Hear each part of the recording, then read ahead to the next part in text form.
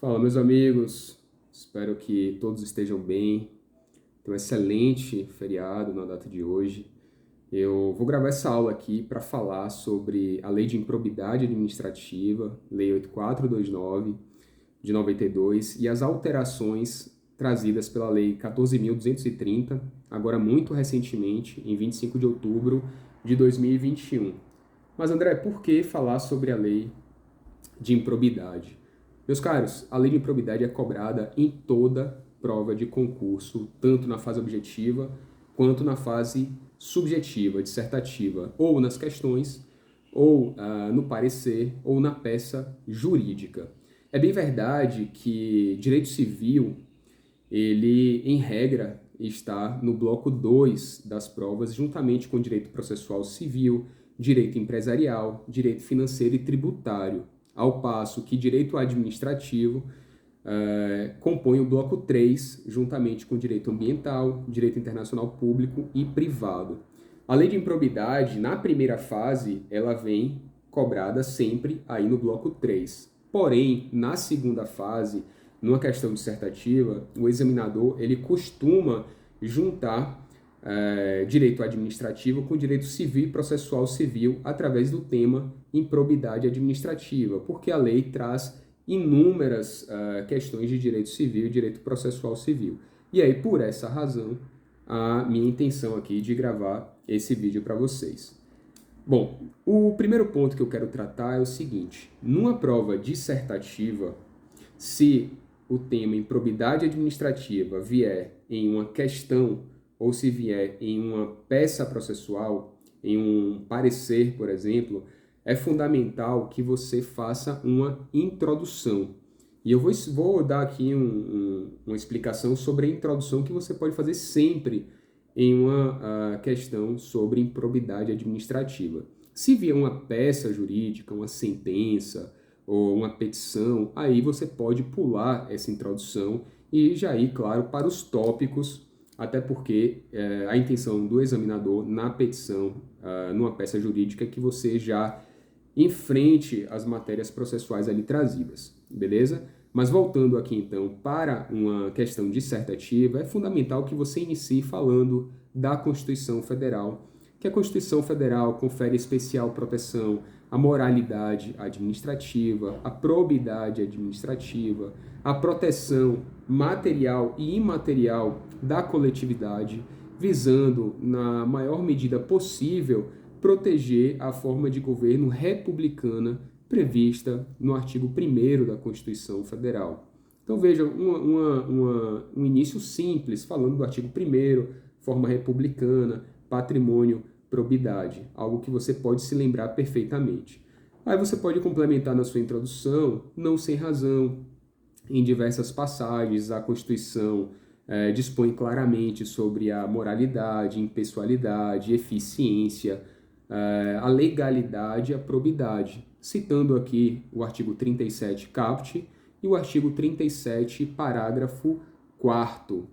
Por essa razão, a Constituição Federal traz também várias formas de controle da coisa pública, citando aqui, por exemplo, o controle legislativo realizado pelo Congresso Nacional de atos do Poder Executivo, sempre que exorbitem as suas atribuições, conforme previsão no artigo 49, incisos 5 e 10, dos atos contrários às normas que regulamentam as finanças públicas, artigo 49, inciso 9, artigo 51, incisos 7, 8, 9 e 10.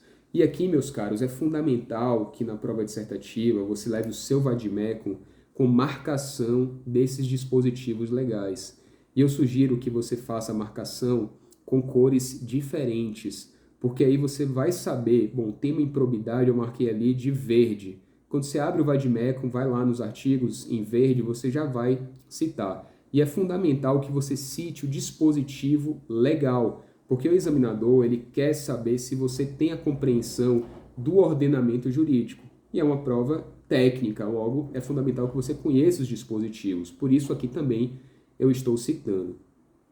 Relacionado também ao controle da coisa pública, a Constituição Federal prevê a fiscalização da administração pública por meio da convocação de autoridades. Isso está no artigo 50. Além disso, julgamento por crimes de responsabilidade, competência do Senado Federal. Artigo 52, inciso 10. Julgamento, fiscalização de atos de natureza contábil, financeira, orçamentária, patrimonial e operacional pelo Congresso Nacional, com auxílio do Tribunal de Contas da União, artigos 70 e 74 da Constituição. Por fim, é muito interessante, e você vai mostrar bastante conhecimento para o examinador, se você disser que também a probidade administrativa ela é fiscalizada pelo próprio Poder Judiciário, de forma ablativa, de forma complementar e não substitutiva do mérito administrativo, observando sempre o princípio da juridicidade e da inafastabilidade de jurisdição, conforme artigo 5º, inciso 35 da Constituição.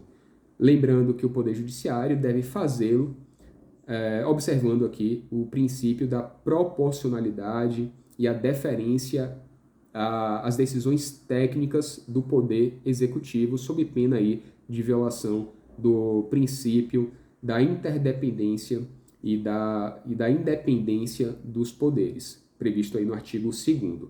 Então vejam, você fazendo essa introdução, você vai ter uma excelente abordagem inicial para o examinador em relação ao tema improbidade administrativa.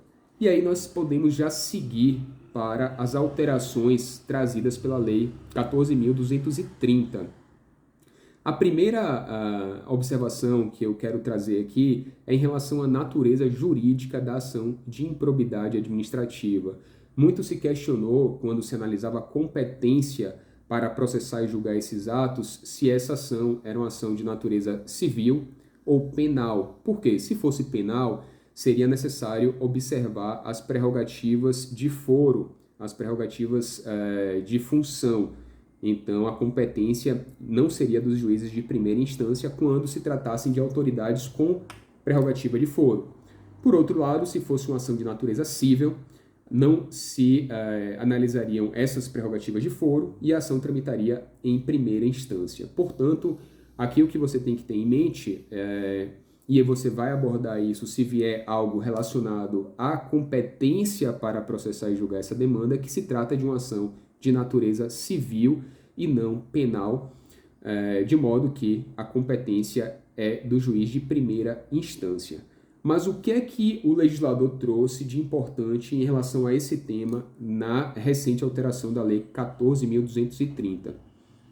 Primeiro ponto, isso vai ser cobrado na sua prova dissertativa, é de que a ação de improbidade administrativa é uma ação repressiva de caráter sancionatório, destinado a aplicações de sanções de caráter pessoal e não constitui uma ação civil pública, ou seja, uma ação civil de modo que é vedado o ajuizamento para controle de legalidade de políticas públicas, como, por exemplo, a proteção do patrimônio público e social, do meio ambiente e de outros interesses difusos, coletivos e individuais homogêneos.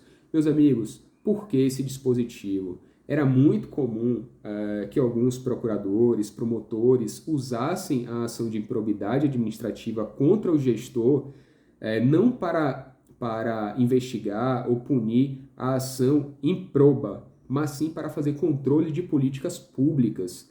E isso não é adequado, não é a via adequada. A via adequada para isso é a ação civil pública, cuja legitimidade é ampla. A Defensoria Pública, por exemplo, tem legitimidade, ao passo que não tem para a ação de improbidade administrativa. Então vejam que o legislador trouxe expressamente essa previsão de que essas temáticas, violação aqui, responsabilidade de agentes públicos por violação aí ao meio ambiente, a matéria relacionada ao consumidor, direitos de valor artístico, estético, histórico, devem se submeter à Lei de Ação Civil Pública e não à Lei de Improbidade. Artigo 17D e 17D, parágrafo único. Fiquem atentos a isso que vai ser cobrado na sua prova objetiva.